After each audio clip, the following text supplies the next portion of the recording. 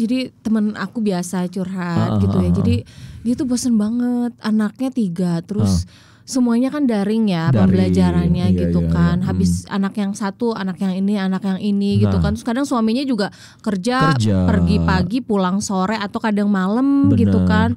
Itu gadgetnya bagi-baginya juga gimana? Makanya ada pakai laptop, pakai handphone maknya, beli lagi handphone satu. Kuota habis. Ya gitu. Belum masak, belum ngerjain pekerjaan rumah tangga karena nggak ada ART gitu. Apalagi kalau ditambah suaminya di PHK. Aduh, nah itu.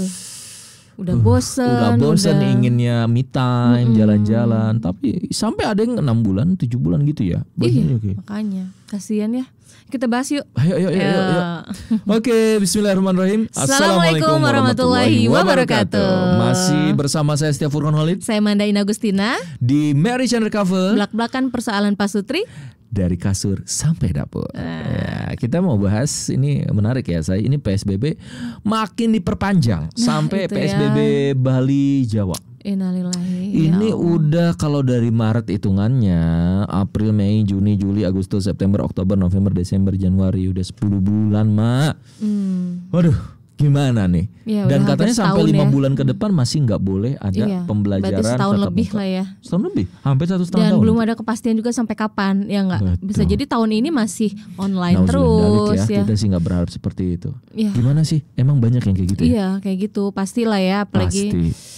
Ya di tengah kondisi seperti ini makanya kita juga harus saling mendoakan tentunya betul. Untuk dan harus sabar saya. Harus sabar kayaknya. Betul. Tingkatan sabarnya harus ditambah lagi. Jadi stok kesabaran, keikhlasan ya enggak, apalagi keimanan. Aman, iman, imun ya. Apa tadi? Dan amin. Lihatnya memang harus nguatin iman, bener sih. Imun juga. Tapi kan gitu. tadi kita nggak bisa ngaji, nggak bisa ke masjid ya. Biasanya kan ibu-ibu pengajian di masjid, ketemu sama teman-teman nggak bisa gitu. Apa sih namanya, pada arisan, pengajian. Nah itu kan udah nggak bisa. Jalan-jalan takut sekarang. Online kan, misalnya kayak ada sih kajian online, tapi sebenarnya nggak bisa menggantikan offline gitu. Iya, masih beda lah, orang Indonesia ini kan emang harus ketemu. Iya, aku gitu aja online yang, aduh banyak banget yang kajian ini nggak ikut karena memang ada tadi ya ngerjain urusan rumah tangga, anak mau mandi, mau makan, aduh. Iya. Jadi akhirnya udah deh walaupun katanya mama gitu. itu multitasking, tapi kan kalau 5 pekerjaan dalam sekali itu pusing juga ya. Apalagi kalau anaknya teriak-teriak terus. Bener. Itu ada loh sampai bocor kayak di Zoom kayak gitu. Ada emaknya yang marahin anaknya. Ntar. Iya. Jadi ini memang fenomena yang akhirnya adaptasi kebiasaan unik baru ya. Dan kita nggak kebayang bisa kayak gini ya. Kita belum siap. Nah, gimana ya biar kita supaya siap tuh? Kalau aku sih tips gitu ya saya. Pertama kita harus punya me time sama family time ya. Jadi kasih waktu buat istri untuk me time. Kan tahu lah, alhamdulillahnya sih kalau kita homeschooling ya. Jadi kita nggak ada daring-daringan. Kalau daring tuh dari pagi kita pasti stres ya. Kalau kita pagi santai, bisa menikmati olahraga atau juga makan sambil nonton santai sama anak. Tapi kan nggak bisa semuanya kayak kita ya, bisa homeschooling gitu. Tapi kalau yang memang ini pasti ibunya harus kerja misalnya, bapaknya harus kerja, anak-anaknya harus siap-siap gitu. Siap-siap tuh di rumah gitu. Iya, benar. Sampai sekarang banyak yang anak tuh keranjingan gadget. Karena terbiasa dengan Zoom, udah Zoom udah main game apa gitu. Karena udah keasikan sampai mungkin matanya juga banyak yang ini gangguan dan yang lain gitu. Saking terlalu terus-terusan berjam-jam di depan handphone itu kan nggak bagus juga, radiasi saya. Iya, selain itu juga ngerusak psikologis anak juga. Dia jadi agresif ya kemudian. Dan kayak kalau saya sih bilang juga harus ada boy time juga. Jadi me time untuk suami istri. Tapi kan nggak boleh keluar, gimana tuh? Nah, boy time untuk anak itu bisa kita siasati di rumah bisa. Misalnya atau di rumah yang lebih besar, misalnya di rumah orang tua di mana di sana anak-anak bisa bermain. Anak tuh sebenarnya bukan pada kemana sih, tapi bersama siapa? Nah, betul. Kadang cuman di rumah terus kuda-kudaan, main bola, main pedang-pedangan gitu untuk anak laki-laki atau anak perempuan, diapresiasi, masak bareng ya. Apa gitu, main bareng. Itu tuh udah lebih dari cukup. Bukan pada kemananya sih. Itu untuk anak ya.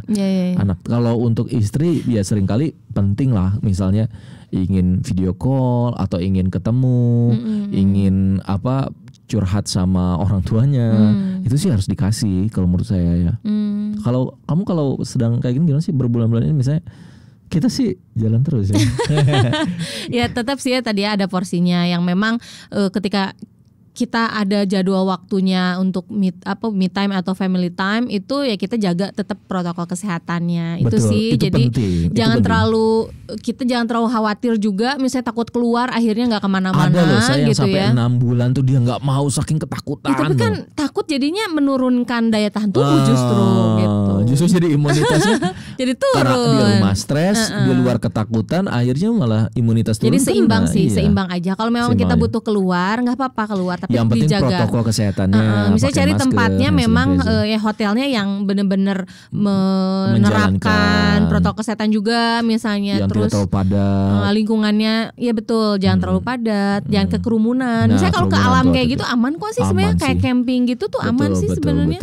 Gitu, jadi camping misalnya ya. Justru sih sebenarnya ini kesempatan, banyak yang murah loh. Kan orang-orang pada takut, hotel-hotel pada nurunin harga. Ya kalau misalnya sesekali. Ya tapi kita bukan berarti menganjurkan untuk benar sesekali. Jadi tetap ada waktunya, ada porsinya gitu ya. Dan yang tahu siapa ya kebutuhan dan setiap keluarga masing-masing. Harus juga yang mahal ya saya. Cuman sekedar misalnya jalan pakai motor berdua, bertiga sama anak misalnya gitu ya. Kalau punya anak satu, terus melihat udara segar, atau cuman jalan-jalan pakai sepedahan. Itu sudah rame. Sepedahan asik ya. Itu kan suatu bawa makan di luar bervariasi jadi kegiatannya. Jadi sebenarnya bukan pada kemananya, bukan pada berapa uang yang harus dikeluarin, tapi lebih ke kreativitasnya. Betul. Suami tolong luangkan waktu. Kalau memang nggak bisa banget ya karena suami misalnya harus menyebut rezeki.